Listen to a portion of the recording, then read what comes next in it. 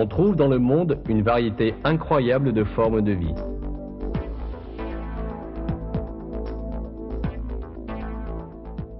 Des millions d'animaux, de plantes, d'insectes vivent ensemble en harmonie sur cette planète bleue.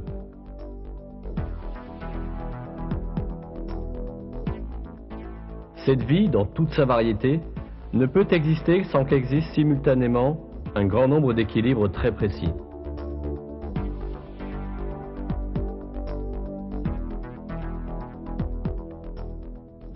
La distance séparant la Terre du Soleil, l'angle de son axe, la vitesse de sa rotation, la composition de son atmosphère et l'eau qui recouvre les 3/4 de sa surface ne sont que quelques-uns des multiples éléments constituant cet équilibre délicat.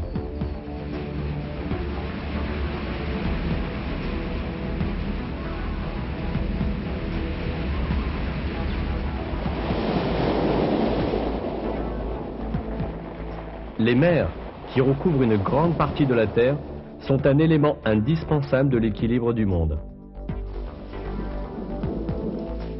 De nombreux phénomènes de l'atmosphère, de la pluie et la formation des vents au climat en général sont possibles grâce à l'existence des mers.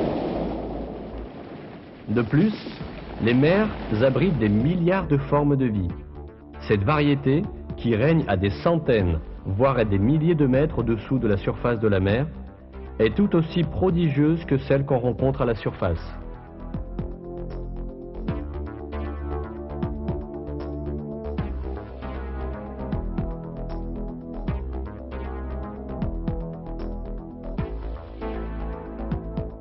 Ces beautés du monde sous-marin offrent à nos yeux la création incomparable de Dieu, avec son organisation si précise.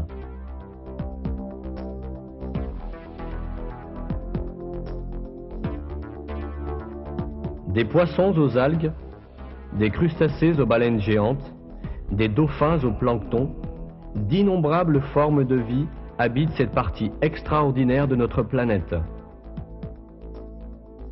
Dans ce film, nous ne décrirons que quelques exemples de cette étonnante vie sous-marine. Mais même ces quelques exemples suffisent.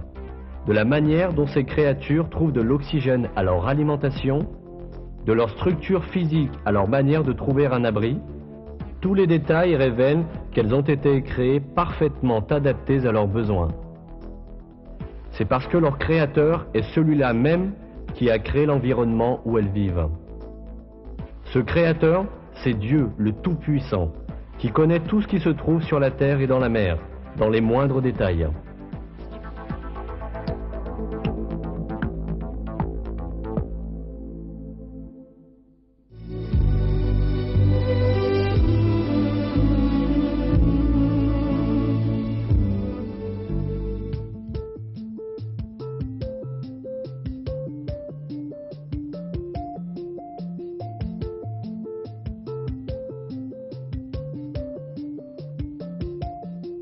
Le milieu où vivent les créatures marines leur offre de nombreuses possibilités pour se nourrir.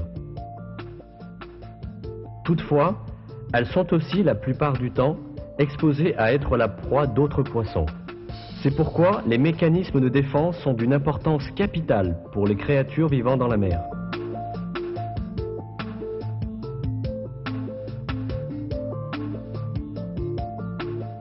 Les techniques de défense et de chasse de ces créatures sont vraiment surprenantes. Bien qu'elles ne possèdent ni conscience ni intelligence, elles présentent des modèles de comportement extrêmement bien conçus.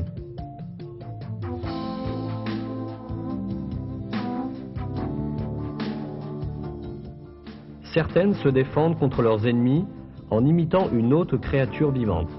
D'autres utilisent des épines empoisonnées. D'autres encore se cachent en montrant une ressemblance remarquable avec les couleurs et les formes du milieu où elles vivent. Le camouflage est l'une des techniques les plus intéressantes utilisées par les créatures marines pour se protéger. Grâce au camouflage, les poissons peuvent devenir tout à fait invisibles pour leurs ennemis.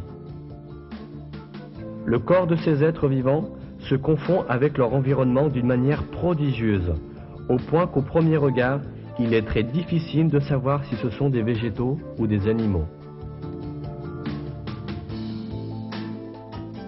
L'un des êtres vivants qui se protège grâce à cette méthode est la rascasse. Il est impossible de distinguer une rascasse, se cachant immobile parmi le corail, de son environnement. Grâce à cette propriété, ce poisson est protégé de l'appétit des gros poissons.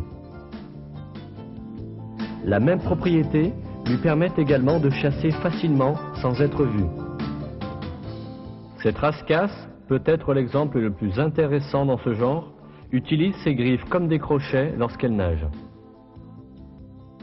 Elle se déplace sur le fond de la mer, prête à tout moment à se protéger de tout danger qui pourrait survenir. Au moment du danger, la rascasse s'enterre immédiatement dans le sable, dans le but de se camoufler. Elle se recouvre de sable et devient invisible pendant un certain temps. Il est presque impossible, en regardant de l'extérieur, de distinguer la rascasse immobile.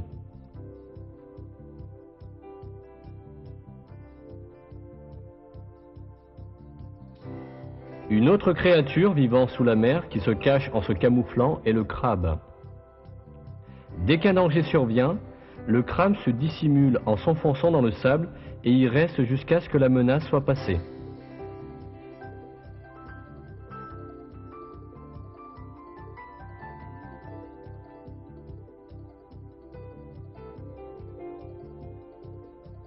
Mais en même temps, il n'oublie pas de garder à l'extérieur ses yeux, créés spécialement dans ce but, afin de voir ce qui se passe autour de lui. Voici encore une créature marine qui a recours au camouflage, le flétan. Tandis que ce poisson se déplace à la surface de l'eau, un phénomène très intéressant se produit.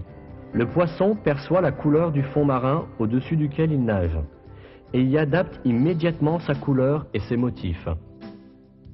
Ainsi, sa couleur peut devenir gris clair, dans une zone rocheuse ou sablonneuse, ou verte lorsqu'il arrive dans un endroit où il y a beaucoup d'algues.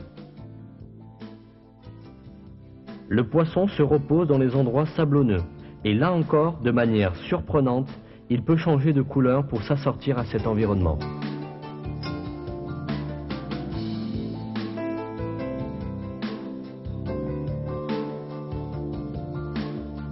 Les poissons que nous avons décrits jusqu'à présent ont été créés de façon à pouvoir camoufler leur couleur, leur aspect et même leurs yeux. Leurs yeux, qui restent à l'extérieur tandis qu'ils sont enterrés sous le sable, peuvent en toute sécurité scruter leur environnement, tout comme un périscope sous-marin. Les seiches sont aussi connus comme des experts en camouflage. Ces créatures possèdent la capacité de changer en très peu de temps le motif et la couleur de leur peau.